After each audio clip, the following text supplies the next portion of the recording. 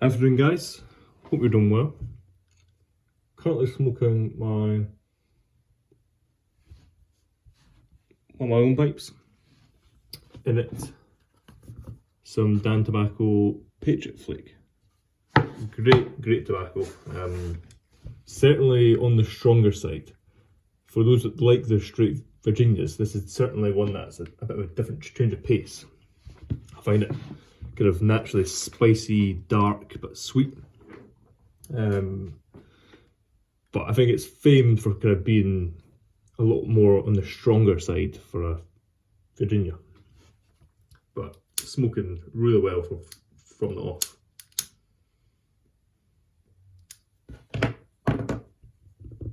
But today, I thought I'd sit back and enjoy a midday pipe with you guys. Been busy this afternoon. Got a good amount of work done this morning, and it's the start of the day. I think it's just gone 4:45. Just came into the workshop, so almost into the evening now. And I thought I'd kick off with a pipe. Hands are quite dirty, as you can see from in the process of working on an available. It's Tuesday as of filming. Don't know when I'll put this out. Maybe Wednesday or Thursday. And in the process of working on this weekend's available. Tomorrow's available. That being Wednesday. That should go up. That's finished. Really nice bent billiard. Probably one of my favourite pipes I've made for a long time, actually. It's a pipe that, if it was 9mm, I would have kept it for myself. It's a perfect balanced pipe, clenches really well. Excited for you guys to see that pipe tomorrow. And the pipe coming on Saturday, all being well, should be a stunning smooth. Blocks up exceptional grain, and I hope it continues to turn out as I think it will be, because it should be a really nice pipe.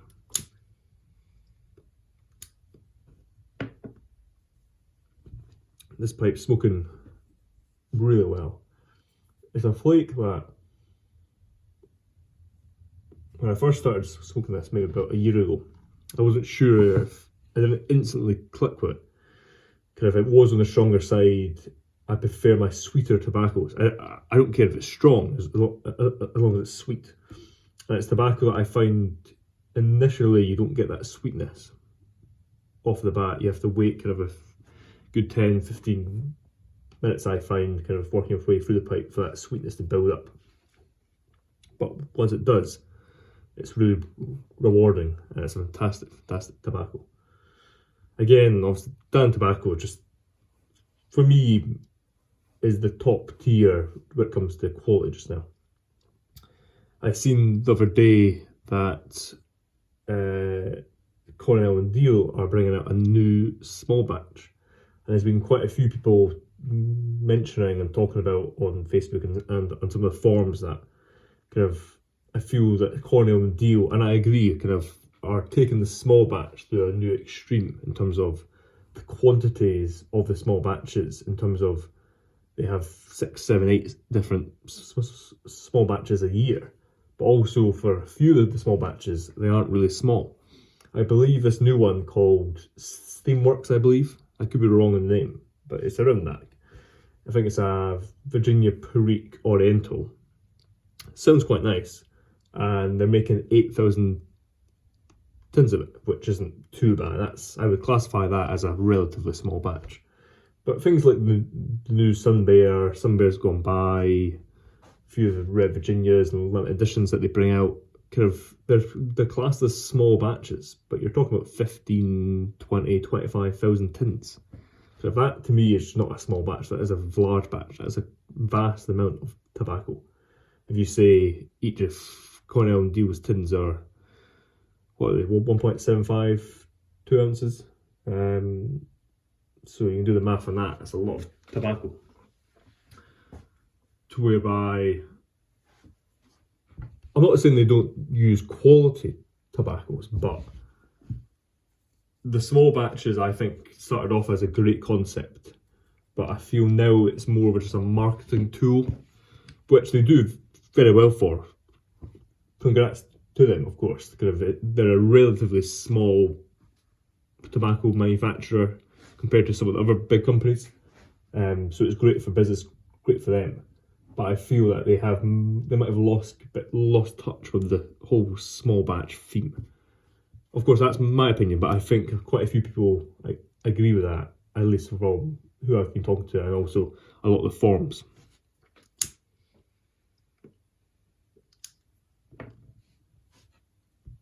But when it comes to new tobaccos,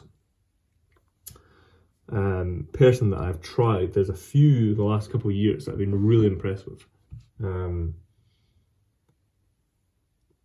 That I'm trying to really build a cellar around. Of course, everyone knows by now that for guys in the UK, we're having a lot more issues with shipping from international.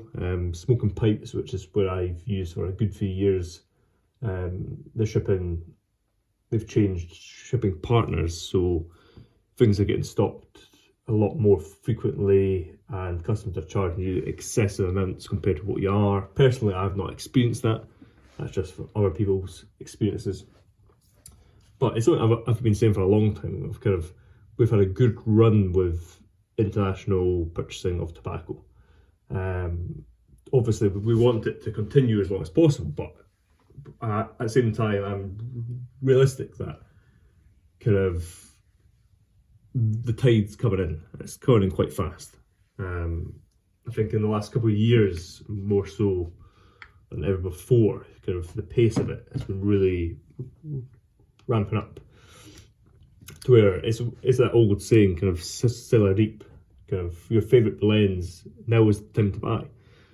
It's Brian Levine from the Pipes magazine always says tobacco will never be as cheap as it is now, in the sense of it will always get more expensive, year on year. I think that's certainly the case in the UK. I'm amazed at how much tobacco in the UK has increased in price in such a short period of time. You're talking 2 or 3 years, where in some cases, I was on GQ Tobaccos this morning, and they've got some special Patriot Flake and I can't remember the other tin in stock, Jermaines, and I believe it's £28 a tin. Now, I've not bought Jermaines for a while, because obviously you can't find it, and when it is, it sells it pretty much instantly. But the majority of my cellar,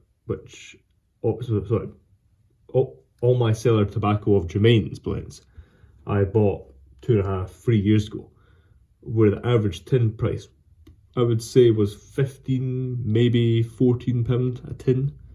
So it's practically doubled in price in the last 2.5, 3 years, which as a percentage increase in such a short period of time is very, very excessive. So of course it doesn't bode well for the future. But in terms of international shipping, I don't want to talk too much about it, so forth, because I know it's a subject that's been talked about a lot in the last couple of weeks.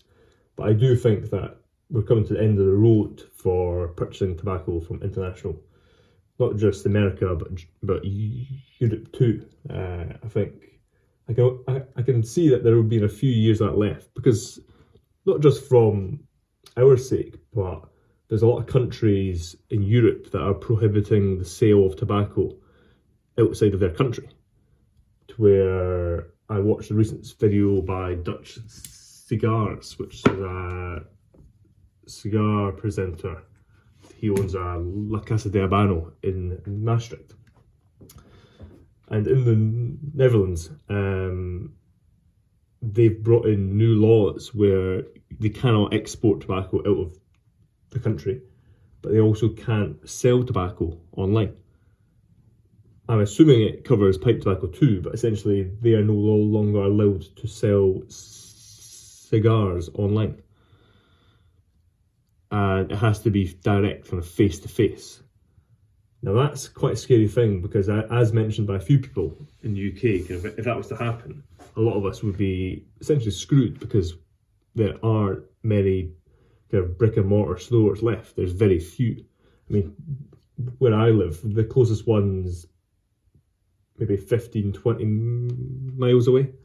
But apart from that one store, you then have to drive further and further to find some. But in the whole of Scotland, you might be talking about 10 or 12 tobacconists, if that, in the whole country. Of course, going down to England and Wales, the further you drive down, the more there is. But across the board, it would be a big struggle. Because I also find that the availability of tobacco at my local tobacconists is very slim. In terms of cigars, they have a very good range, but for pipe tobacco, they don't. And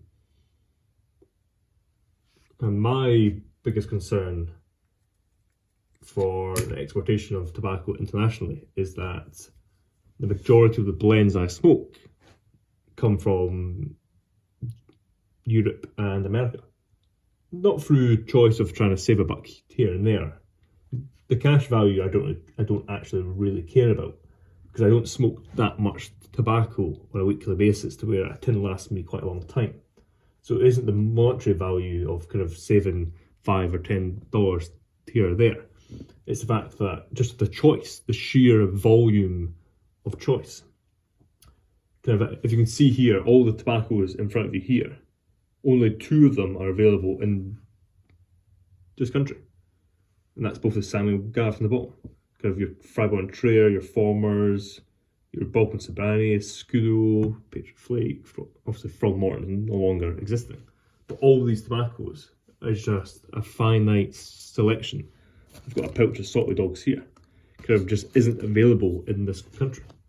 Kind of, and that's why I buy from abroad. So I'm kind of kicking myself a little bit that I haven't been buying that much tobacco over the last 3 or 4 months.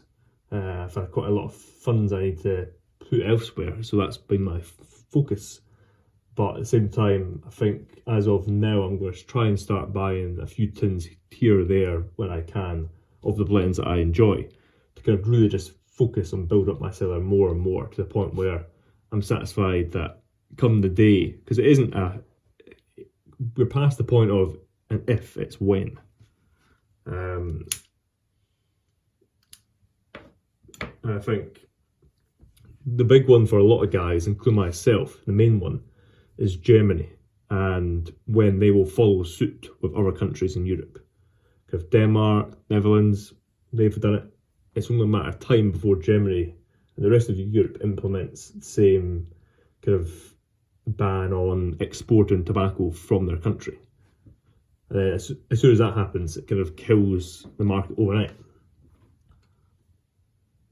Of course, for those that have large sellers, you could say that in terms of your monetary value, it probably increases the value of your cellar 2 or 3 times overnight, because you physically won't be able to order these blends.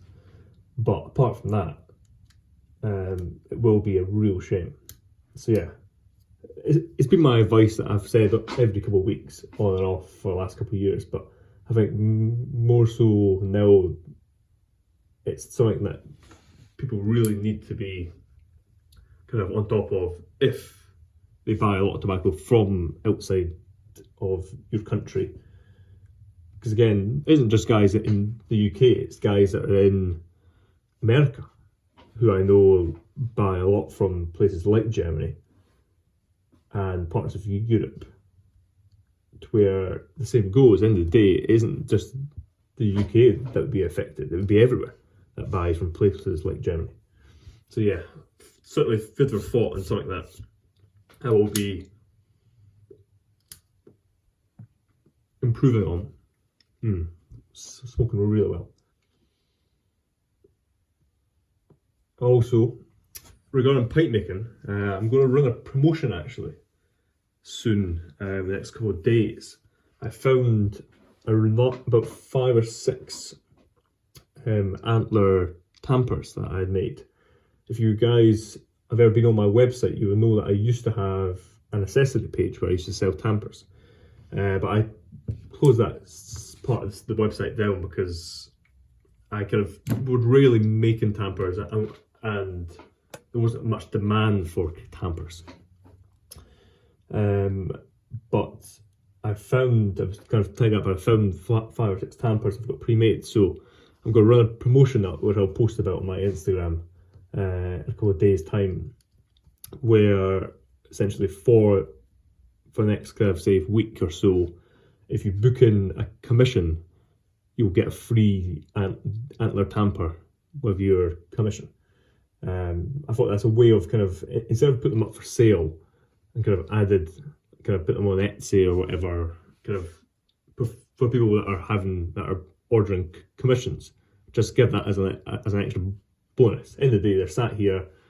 I'm not going to be doing. I don't need 5 antler tampers, so I may as well kind of try and include something in there. So yeah, I don't do sales on my pipes, but I do occasionally try and do kind of exclusive offers, and that would be classed as that. So I need to get that put together and prepared.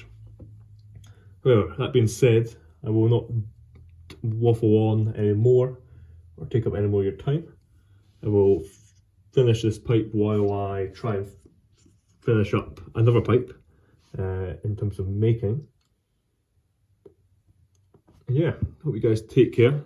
You have a great rest of your week, and I'll see you soon. Cheers.